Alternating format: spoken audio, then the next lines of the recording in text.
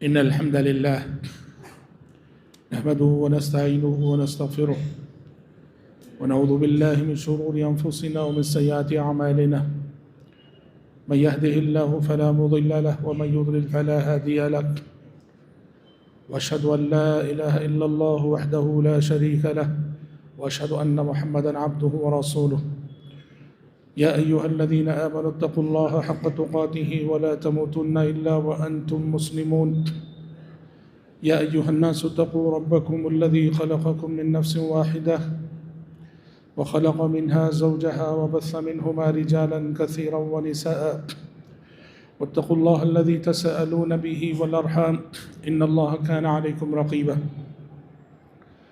يا أيها الذين آمنوا اتقوا الله وقولوا قولا سديدا يصلح لكم أعمالكم ويغفر لكم ذنوبكم ومن يطع الله ورسوله فقد فاز فوزا عظيما أما بعد فإن خير الحديث كتاب الله وخير الهدي هدي محمد صلى الله عليه وسلم وشر الأمور محدثاتها وكل محدثة بدعة وكل بدعة ضلالة وكل ضلالة في النار أعوذ بالله السميع العليم من الشيطان الرجيم من همزه ونفخه ونفسه ومن يبتغي غير الإسلام دينا فلن يقبل منه وهو في الآخرة من الخاسرين۔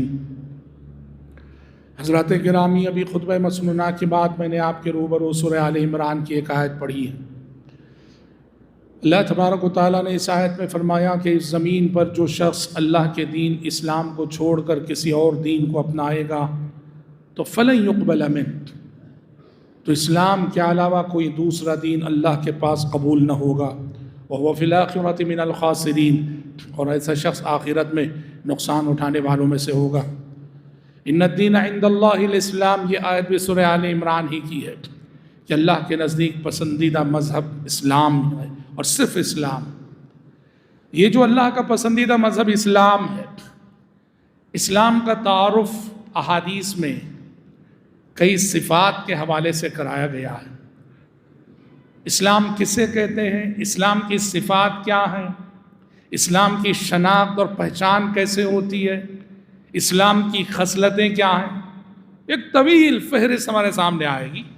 بے شمار حدیثیں اس سلسلے میں ہیں جو اسلام کا انٹروڈکشن کرواتی ہے، لیکن ایک حدیث ایسی ہے جس میں پیارے نبی صلی اللہ علیہ وسلم نے اسلام کا تعارف اور اسلام کا انٹروڈکشن ایک لفظ سے کروایا ہے، ایک صفت سے کروایا ہے، جس کا مطلب یہ ہے کہ جو شخص یہ ایک صفت اپنے اندر پیدا کر لے تو سارا اسلام اس کی زندگی میں آ گیا۔ مختصر سے مختصر انٹروڈکشن اسلام کا جو حدیثوں میں ہے یہی حدیث ہے۔ بہت عظیم حدیث ہے، سمجھنے کی حدیث ہے۔ آپ صلی اللہ علیہ وسلم نے فرمایا، تمیم الداری رضی اللہ عنہ راوی ہے، صحیح مسلم کی حدیث ہے کہ آپ صلی اللہ علیہ وسلم نے فرمایا الدین النصیحہ، دین کیا ہے، اسلام کیا ہے؟ پیارے نبی کہہ رہے اگر کوئی تم سے پوچھے کہ دین کیا ہے، اسلام کیا ہے، کم سے کم مختصر سے مختصر اور شارٹ سے شارٹ الفاظ میں بولنا ہو، ایک لفظ ہے جو پورے دین کی ترجمانی کرتا ہے، وہ لفظ ہے النصیحہ۔ النصیحہ، نصیحہ کسے بولتے ہیں؟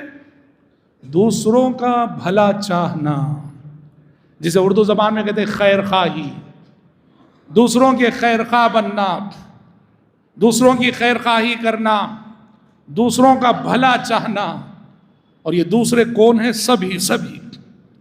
آپ نے کہا دین والنصیحہ، دین نام ہے بھلا چاہنے کا، دین نام ہے خیر خواہی کا۔ صحابہ کہتے ہیں قلنا لمن یا رسول اللہ، ہم جب اللہ کے نبی نے کہا کہ دین نام ہے خیر خواہی کا، دین نام ہے بھلا چاہنے کا، تو ہم نے پیارے نبی سے پوچھا یہ نصیحت کس کے حق میں ہے، یہ بھلا چاہنا کس کے حق میں؟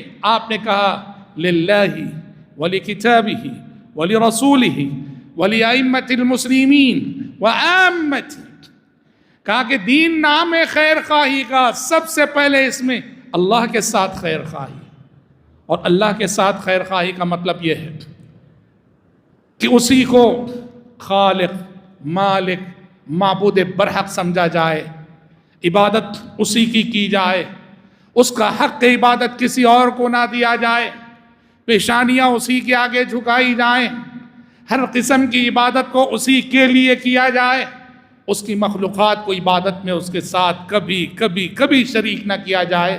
یہ اللہ کے ساتھ خیر خواہی کا تقاضا ہے۔ ولی کتابی، اور دین نام ہے اللہ کی کتاب کے ساتھ خیر خواہی کا، اور اللہ کی کتاب قرآن کے ساتھ خیر خواہی کا مطلب یہ اس پر ایمان لایا جائے، اس کو پڑھا جائے، اس کو سمجھا جائے، اس میں تدبر کیا جائے اور اس پر عمل کرنے کی کوشش کی جائے۔ ولی رسولی، اور دین نام ہے رسول کے ساتھ خیر خواہی کا، اور رسول کے ساتھ خیر خواہی کا مطلب یہ ہے کہ رسول پر بھئی سے رسول ایمان لایا جائے، ان کی اتباع کی جائے، ان کی پیروی کی جائے، ان سے سچی محبت کی جائے، آپ کو آخری رسول سمجھا جائے، آپ کے بعد نبوت اور رسالت کا خاتمہ ہو چکا ہے، آپ کے بعد کسی بھی نبوت کے دعوے دار کو جھوٹا سمجھا جائے، یہ سب رسول کے ساتھ خیر خواہی کا تقاضا ہے۔ ولی ائمۃ المسلمین، اور دین نام ہے خیر خواہی کا حکمرانوں کے ساتھ۔ حکمرانوں کی خیر خواہی کا مطلب کیا ہے؟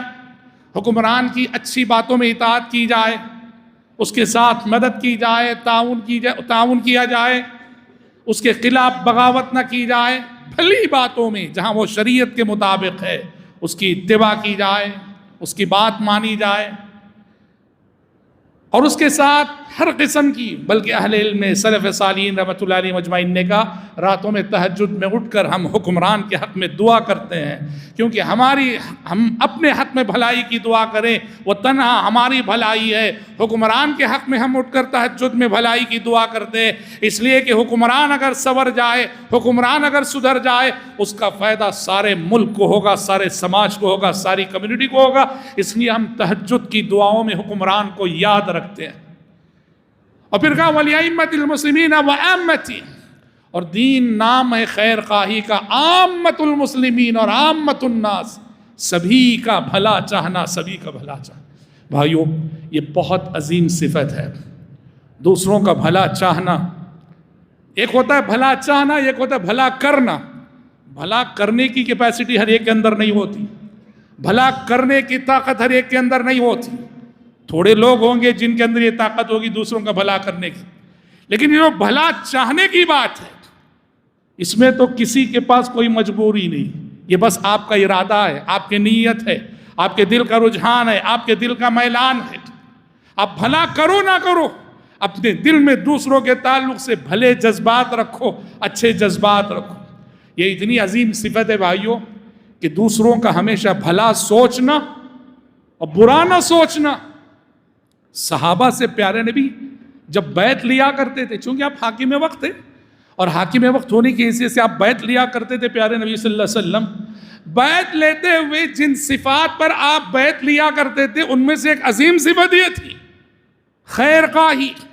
چنانچہ صحابی رسول حضرت جریر بن عبداللہ البجلی رضی اللہ عنہ کہتے ہیں بایعت رسول اللہ صلی اللہ علیہ وسلم علی اقام الصلاة وإیتاء الزکاة والنصح لکل مسلم، کہا کہ میں نے اللہ کے نبی کے ہاتھ پہ بیعت کی کہ اللہ کے نبی گواہ رہیے، نمازیں قائم کروں گا 5 وقتہ، زکوٰۃ ادا کروں گا، والنصح لکل مسلم، اور ہمیشہ ہر مسلمان کا خیر خواہ بن کے رہوں گا، زندگی میں کبھی کسی کا برا نہیں چاہوں گا۔ اللہ کے نبی بیعت لی اللہ کے نبی نے اس صفت پر، اور آپ جانتے ہیں اس بیعت کو کیسے نبھایا حضرت جریر نے؟ اللہ اکبر۔ ہمارے سماج میں، ہماری سوسائٹی میں جہاں ہر طرف حسد کی آگ جلتی نظر آتی ہے اور ہر طرف خود غرضی کا ماحول ہے، صحابہ کی یہ زندگیاں دیکھو، صحابہ کے یہ نمونے دیکھو۔ حضرت جریر جنہوں نے بیعت کی کہ میں زندگی میں کسی بھی انسان کا برا نہیں چاہوں گا، ہمیشہ ہر ایک کے بارے میں مثبت سوچوں گا، مثبت رہوں گا اور بھلا چاہوں گا، کیسے نبھایا اس بیعت کو؟ ایک مرتبہ انہوں نے اپنے غلام کو مارکیٹ بھیجا، گھوڑا خریدنا تھا، غلام گھوڑا خرید لایا، اور جب غلام گھوڑا خرید لایا، اور بیچارہ وہ جو بیچنے والا تھا کوئی کم سمجھ تھا، نہ سمجھ تھا، گھوڑا بڑا نفیس تھا، بڑا عمدہ تھا، بڑے سستے داموں سستی قیمت میں بیچ ڈالا تھا۔ غلام سے حضرت جریر نے پوچھا کہ کتنے میں خریدے ہو؟ غلام نے کہا کہ 300 درہم میں خرید کے لایا۔ حضرت جریر نے کہا اتنا شاندار گھوڑا، اتنا عمدہ گھوڑا اور 300 درہم میں؟ ارے بیچارہ وہ کاروباری، وہ تاجر جس نے تمہیں یہ بیچا ہے، اس نے اپنے آپ کو دھوکے میں مبتلا کر رکھا ہے۔ اتنی نفیس چیز، اتنی عمدہ چیز اور اتنے سستے داموں۔ اپنے غلام سے کہا مجھے لے چلو مارکیٹ لے چلو۔ گئے، ڈھونڈ کر اسے پکڑا، تلاش کیا اور پکڑ کے کہا اللہ کے بندے، اتنا نفیس گھوڑا، اتنا عمدہ گھوڑا اور 300 درہم میں تو نے دیا ہے؟ کہا کہ میرے حساب سے اس گھوڑے کی قیمت آج کے مارکیٹ کے ویلیو کے حساب سے 800 درہم ہونی چاہیے۔ حضرت جریر نے 800 درہم کی قیمت ادا کی۔ میں یہ نہیں کہہ رہا ہوں آج کل کے مارکیٹ میں آپ ایسا کرو، آج کل کے مارکیٹ میں تو الٹا ہے، 10 روپے کی چیز 10,000 میں بیچی جا رہی ہے۔ یہاں ایسا مت کرو۔ ہم کہہ رہے جہاں آپ دیکھتے ہیں کہ چیز واقعی بڑی قیمتی ہے، بڑی نفیس ہے، اور آپ سمجھ رہے ہیں کہ سامنے والے کو اس کی اہمیت کا اندازہ نہیں ہے اور وہ سستے داموں بیچ کر نقصان اٹھا رہا ہے، وہاں نہ اپنا نقصان کرو نہ سامنے والے کا نقصان کرو۔ نبی کے ساتھ کی گئی بیعت کو کیسے نبھایا حضرت جریر نے کہ اس نے 300 درہم میں بیچا تھا، از خود جا کے اس گھوڑے کو 800 درہم کی قیمت دے کر آئے، اس لیے کہ ان کے نقطۂ نظر سے اس کی مارکیٹ ویلیو وہ بنتی تھی۔ جن کے اندر یہ صفت آ جاتی ہے نا، دوسروں کا بھلا چاہنے کی صفت، بھلا سوچنے کی صفت، ان کے معاملات عجب ہوتے ہیں، ان کا لین دین ہی عجب ہوتا ہے، ان کا طرز زندگی عجب ہوتا ہے، ان کا لائف اسٹائل ہی عجب ہوتا ہے۔ اور جن کے اندر یہ صفت آ جائے ان کی سوچ ہی پوری سماج سے ہٹ کر ہوتی۔ بخاری شریف کی ایک حدیث ہے، حضرت ابو ہریرہ رضی اللہ عنہ راوی ہیں، نبی کریم صلی اللہ علیہ وسلم کہتے ہیں، پچھلی امتوں کے حوالے سے آپ نے بیان کیا کہ پچھلی امتوں میں، سابقہ امتوں میں یہ ہوا کہ ایک شخص نے دوسرے شخص سے زمین خریدی، جائیداد خریدی۔ زمین خریدنے کے بعد، جائیداد خریدنے کے بعد جب اس نے اس زمین میں کام کرنا شروع کیا، ہل جوتنا شروع کیا یا کنسٹرکشن شروع کیا، جو بھی کہہ لیجئے، تو وہاں اس زمین میں اس کو ایک خزانہ ملا، سونے سے بھرا ہوا ایک مٹکا ملا۔ اب ظاہر بات ہے ایسی صورت میں ہماری سوچ میں ایک ہی بات آتی ہے، فوراً اس کو چھپایا جائے، فوراً اس کو جتن کیا جائے۔ لیکن اس اللہ کے بندے نے، یہ وہی النصح لکل مسلم، دوسروں کی بھلا سوچنے کی سوچ رکھنے والا انسان تھا، جب سونے کا مٹکا ملا، بخاری کی حدیث ہے یہ، سونے کا مٹکا ملا، اس کو اٹھایا، دیکھا کہ سونا ہے، خزانہ ہے، سیدھے اس مٹکے کو لے کے اس شخص کے پاس گیا جس سے اس نے زمین خریدی تھی، اور کہا میرے بھائی، میں نے آپ سے جو زمین خریدی تھی نا، اس میں میں کام کر رہا تھا تو یہ خزانہ نکل آیا، سونے کا مٹکا نکل آیا۔ میں نے تو صرف آپ سے زمین خریدی تھی، یہ سونا نہیں خریدا تھا، یہ آپ کا ہے، یہ آپ لے لیجئے۔ اس نے کہا نہیں بھائی نہیں، میں نے زمین کے اندر جو چیزیں وہ ساری آپ کو بیچی تھی، یہ میرا نہیں، یہ آپ کا ہے۔ یہ کہہ رہے آپ کا ہے، وہ کہہ رہے آپ کا ہے۔ دنیا میں جھگڑے ہمیشہ یہ ہوتے ہیں، میں کہتا ہوں میرا ہے، آپ کہتے ہیں میرا ہے۔ دنیا میں کبھی آپ نے کوئی جھگڑا ایسا دیکھا ہے، کوئی لڑائی دیکھی ہے کہ میں کہہ رہا ہوں کہ وہ تمہارا اور آپ کہہ رہے ہیں کہ وہ تمہارا ہے؟ یہ ایمانداری، معاملات کا یہ اعلیٰ درجہ، یہ اعلیٰ معیار آپ کو صرف اللہ والوں میں دیکھنے کو ملے گا۔ یہ کہہ رہا ہے کہ یہ آپ کا ہے، وہ کہہ رہا ہے کہ نہیں آپ کا ہے۔ یہ کہہ رہا ہے کہ میں نے صرف زمین خریدی، وہ سونا نہیں خریدا۔ وہ کہہ رہا ہے میں نے زمین کے اندر جو چیزیں اس کے ساتھ میں نے بیچی ہے۔ دونوں نے جب اختلاف کیا، ایک تیسرے شخص کے پاس گئے جو حکیم انسان تھا، دانا انسان تھا۔ اس نے دونوں کے درمیان فیصلہ کیا، کہا کہ ایسا کرو، بتاؤ تمہیں اولاد ہے کیا؟ ایک نے کہا کہ مجھے لڑکا ہے، اس میں سے دوسرے نے کہا میری لڑکی ہے۔ کہ ایسا کرو تم اپنی لڑکی کا نکاح اس کے لڑکے سے کرا دو اور یہ جو خزانہ ہے ان کی شادی پر اور ان کی زندگی پر خرچ کرو اور جتنا ہو سکے اس میں سے صدقہ بھی کر دو۔ یہ معاملات ہوتے ہیں کن لوگوں کے؟ جو خود غرض نہیں ہوتے، جن کے پاس النصح لکل مسلم کی صفت ہوتی، تو بہت عظیم صفت ہے، یاد رکھنا۔ اسی لیے نبی کریم صلی اللہ علیہ وسلم نے اس کو ایمان کا بہت ہی اعلیٰ درجہ قرار دیا۔ اسی صفت کو لسان نبوت نے اس مشہور حدیث میں ان الفاظ میں تعبیر کیا جب آپ نے فرمایا لا یؤمن احدکم حتی یحب لأخیہ ما یحب لنفسہ، تم میں سے کوئی اس وقت تک مومن نہیں ہو سکتا جب تک کہ اپنے بھائی کے لیے وہی چیز نہ پسند کرے جو اپنے لیے پسند کرتا ہے۔ اپنی پسند کو دوسروں کی پسند بنانا، اپنی ناپسند کو دوسروں کی ناپسند بنانا، یہ بڑی مشکل صفت ہے، یہ پیدا کرنا بڑا مشکل کام ہے، لوہے کے چنے چبانے سے زیادہ مشکل کام ہے یہ۔ اپنی پسند کو دوسروں کی پسند بنانا اور اپنی ناپسند کو دوسروں کی ناپسند بنانا۔ معاشرے میں ہوتا کیا ہے بھائی؟ معاشرے میں ہوتا یہ ہے، میں اپنے لیے تو ہر قسم کی بھلائی پسند کرتا ہوں، پر دوسروں کے لیے وہ بھلائی میں پسند نہیں کرتا ہوں۔ میرے بچوں کو اگر اچھا رشتہ مل جائے میں بہت خوش ہوتا ہوں، وہی اگر میرے کسی رشتہ دار کو اچھا رشتہ مل جائے نا، میرے پیٹ میں درد شروع ہوتا ہے۔ میں چاہتا ہوں کہ میرا کاروبار ترقی کرے، لیکن وہی اگر میرے سامنے میرے کسی رشتہ دار، میرے کسی دوست کا کاروبار ترقی کرے، اس کی ترقی کو دیکھ کر جلنے لگتا ہوں حسد کی آگ میں۔ سماج میں یہی ہوتا ہے، یہی ہو رہا ہے۔ جس طرح میں اپنے لیے، اپنے بچوں کے لیے اچھے رشتے پسند کرتا ہوں، دوسروں کے بچوں کو اچھے رشتے ملیں تو خوش ہونا۔ جس طرح میں اپنے لیے بزنس میں نقصان کو ناپسند کرتا ہوں، اس طرح دوسروں کے بزنس میں اگر نقصان ہو تو ہمیں تکلیف ہونا۔ یہ ایمان کا اعلیٰ درجہ ہے۔ دوسروں کی خوشی کو اپنی خوشی بناؤ، دوسروں کے غم کو اپنا غم بناؤ، دوسروں کے درد کو اپنا درد بناؤ، دوسروں کے دکھ کو اپنا دکھ بناؤ، دوسروں کے نقصان کو اپنا نقصان سمجھو، دوسروں کے فائدے کو اپنا فائدہ سمجھو۔ یہ ایمان کا بہت ہی اعلیٰ درجہ ہے، یہ ایمان کی بہت ہی اعلیٰ صفت ہے۔ اس کی ضد کیا ہے؟ یہ جو خیر خواہی ہے، خیر خواہی کی ضد کیا ہے؟ خیر خواہی کی ضد ہے بدخواہی، برا چاہنا۔ اب یہ بدخواہی اور برا چاہنے کے مظاہر کیا ہیں؟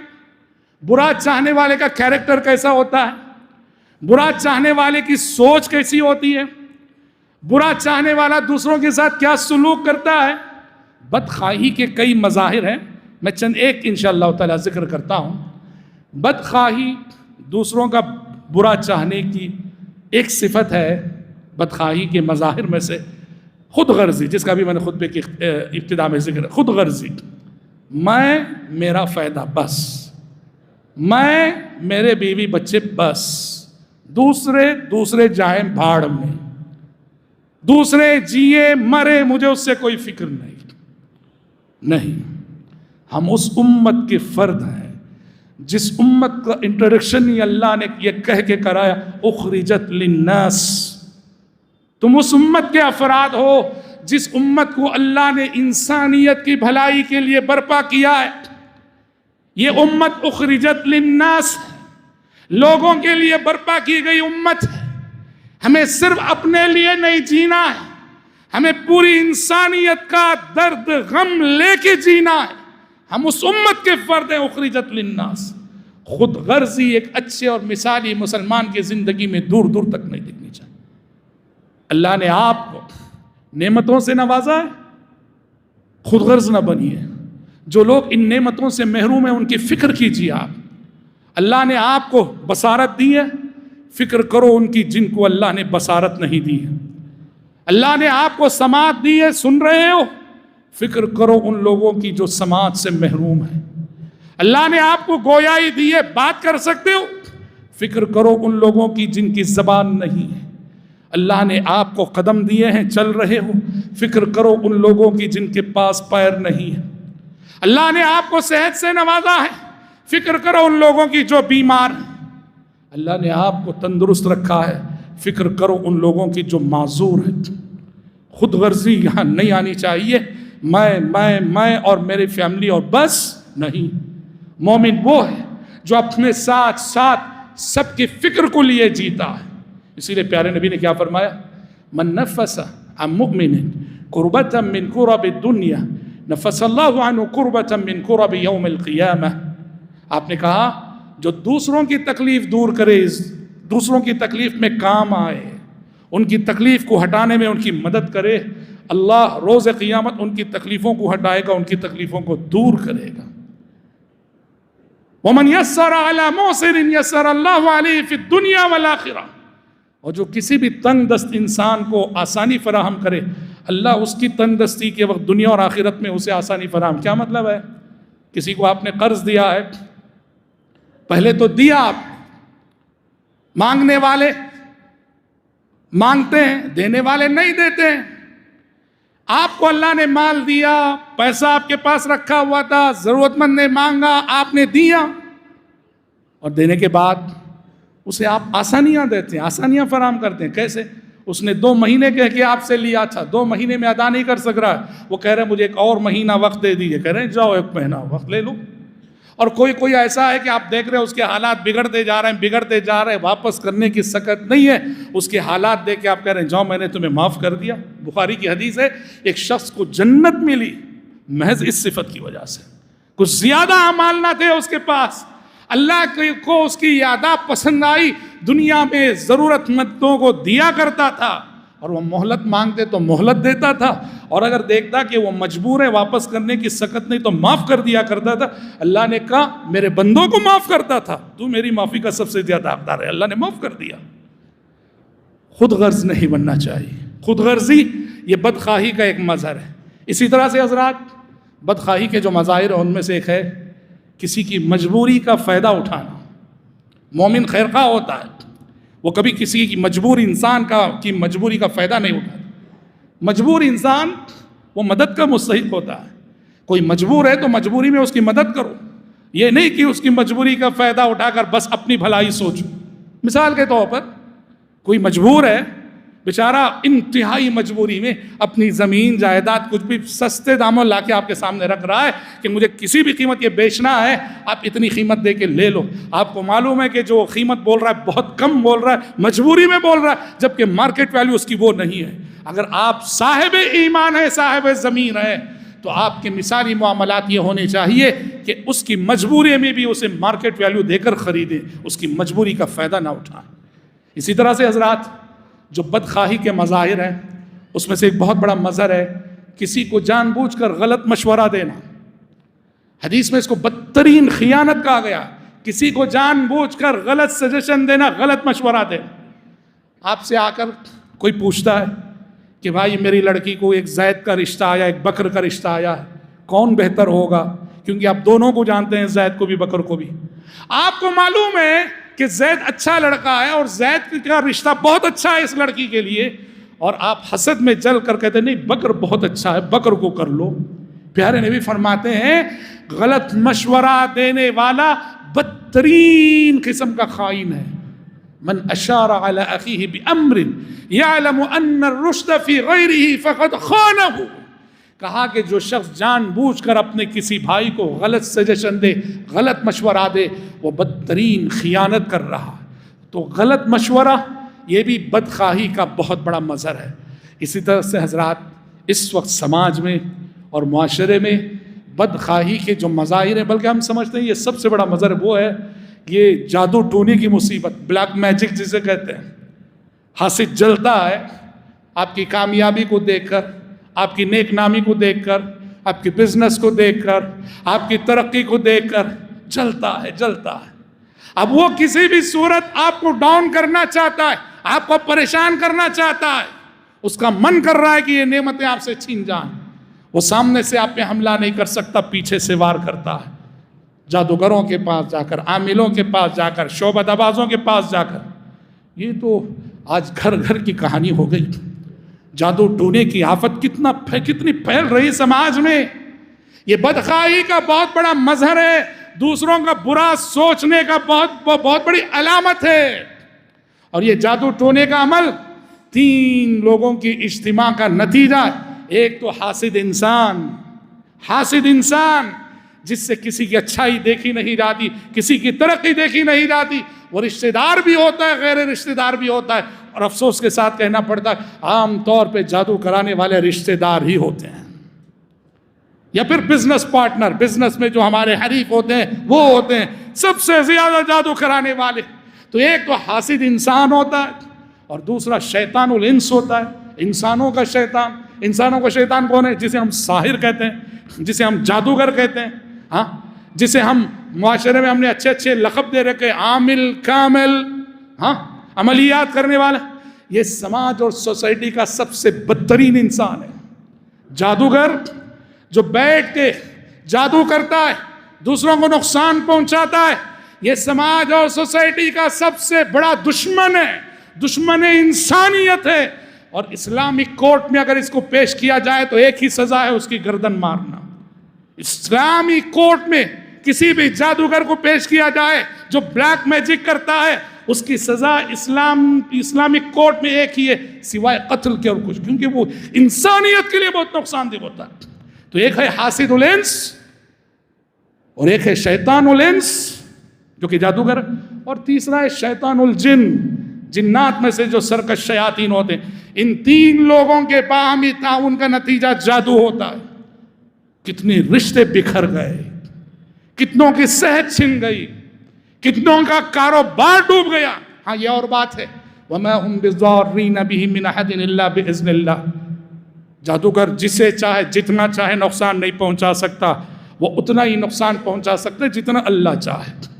دنیا اسباب پہ قائم ہے، تو اللہ نے جادو کو ایک سبب بنایا ہے نقصان کا، تو اللہ جتنا چاہے اتنا ہی نقصان پہنچا سکتا ہے. تو یہ بدخواہی کا بہت بڑا نتیجہ، یہ جادو ٹونے کی بدعملی جو سماج میں پھیل رہی ہے، گھر گھر اس سے خاندان متاثر ہوئے جا رہے ہیں. حسد بہت بری بلا بھائی، اسی لیے سورۃ الفلق جو سحر کے علاج کے طور پہ نازل ہوئی، اس میں اللہ تعالیٰ نے خاص طور پہ کہا وَمِن شَرِّ حَاسِدٍ اِذَا حَسَدٍ، وَمِن شَرِّ حَاسِدٍ اِذَا حَسَدٍ. جادو کرانے پہ آمادہ کرنے والی چیز یہ حسد ہے. حسد بہت بری بلا ہے، اور حسد ہر انسان کے اندر ہوتا ہے، کسی کے اندر کم، کسی کے اندر زیادہ. انسان کو چاہیے اپنے نفس سے لڑے، اپنے نفس کو کچلے، اپنے نفس کو رگڑے، اور اللہ سے دعا کرے کہ اللہ میرے اندر جو جذبہ حسد ہے اس کو کم کر دے، ختم کر دے. اللہ سے مانگنا چاہیے. یہ بدخواہی کا بہت بڑا مظہر ہے. اسی طرح سے حضرات، ہمارے سماج اور معاشرے میں دوسروں کا برا چاہنے کے جو مظاہر ہیں، دوسروں کی بدخواہی کے، اس میں سے ایک ہے کسی کی کمزوری کو لے کر اسے بدنام اور ذلیل کرنے کی کوشش کرنا. آج کل سوشل میڈیا کا زمانہ ہے، کوئی بھی نیوز، کوئی بھی خبر، کوئی بھی تہمت، کوئی بھی الزام آپ بس فیس بک پہ ڈال دیے، واٹس ایپ پہ ڈال دیے، جنگل کی آگ کی طرح پھیل جاتی ہیں سب چیزیں. کسی بھی انسان کی سمجھو کہ واقعتاً اس کے اندر وہ کمزوری ہو تب بھی، واقعتاً کسی کے اندر وہ ویکنس ہو تب بھی اجازت نہیں ہے کسی کو ذلیل کرنے، رسوا کرنے، بدنام کرنے کی. یہ نصیحت کا تقاضا ہے، فضیحت نہیں. اسے سمجھاؤ، تنہائی میں بلا کے بات کرو، اور اگر آپ بات نہیں کر سکتے ہیں اس کے ذمہ داروں کو، اس کے والدین کو خبر کرو. نہیں، مسجد کے امام کو بتاؤ فلاں صاحب کے اندر یہ کمزوری ہے، تھوڑا ان کی اصلاح کر دیجئے. اس کے بجائے ذلیل کرنے کی کوشش کرنا اور ٹام کرنا، نیلام کرنا، یہ اللہ کو سخت ناپسند ہے. اور اس قدر ناپسند ہے کہ آج میں اگر کسی کو بدنام کروں گا، اللہ رب العالمین اور پیارے نبی کا فرمان ہے کہ اسی طرح موت سے پہلا ایک نہ ایک دن اللہ مجھے بھی ذلیل کر کے رہے گا. کیا ہے حدیث؟ من تتبع عورت اخیہ المسلم تتبع اللہ عورتہ حتی یفضحہ ولو فی جوف رحلہ.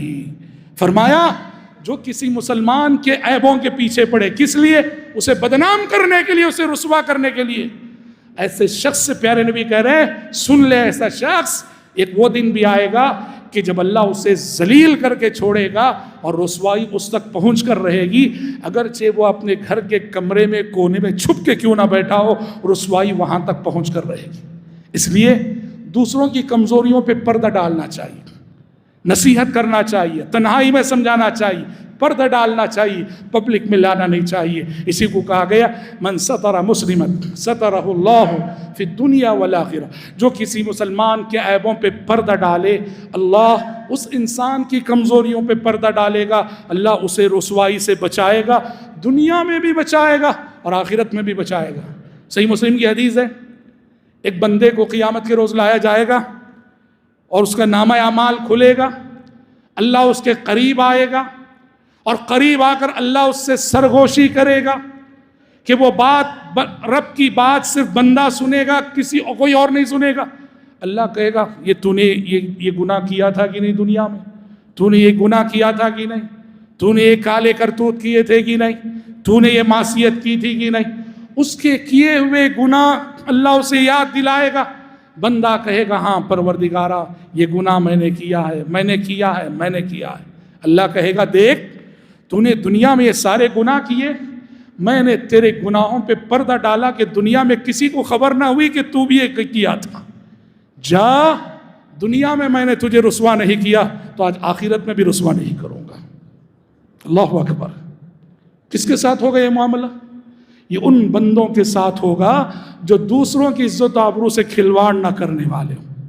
دوسروں کی عزت و آبرو سے کھلواڑ کرنے والوں کو حشر کی عدالت میں اللہ رسوا کر کے چھوڑے گا، ذلیل کر کے چھوڑے گا۔ حشر کی عدالت میں عزت چاہتے ہو اور چاہتے ہو کہ حشر کی عدالت میں آپ کے عیبوں پہ پردہ پڑے، تو دنیا میں اللہ کے بندوں کے عیبوں پہ پردہ ڈالے رکھو، کسی کی رسوائی کے پیچھے نہ پڑو۔ اللہ رب العزت ان مذموم صفات سے مجھے بھی بچائے اور آپ کو بھی بچائے۔ اللہم آمین۔ بارک اللہ لنا ولکم فی القرآن العظیم ونفعنا وإیاکم بما فیہ من الآیات والذکر الحکیم، انہ تعالی جواد کریم ملک بر رؤوف رحیم رب حلیم۔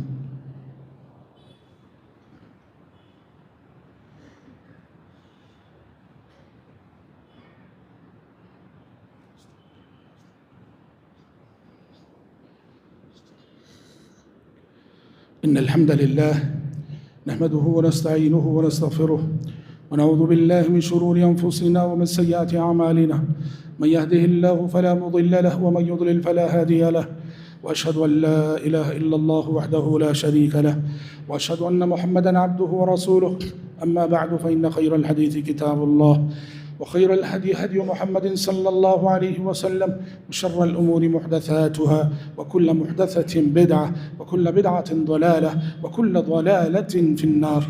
أعوذ بالله السميع العليم من الشيطان الرجيم، إن الله وملائكته يصلون على النبي يا أيها الذين آمنوا صلوا عليه وسلموا تسليما۔ اللهم صل على محمد وعلى آل محمد كما صليت على إبراهيم وعلى آل إبراهيم إنك حميد مجيد، اللهم بارك على محمد وعلى آل محمد كما باركت على إبراهيم وعلى آل إبراهيم إنك حميد مجيد، وصل على جميع الأنبياء والمرسلين والملائكة المقربين والخلفاء الراشدين، اللهم انصر من نصر دين محمد صلى الله عليه وسلم واجعلنا منهم آمين، واخذل من خذل دين محمد صلى الله عليه وسلم ولا تجعلنا منهم آمين۔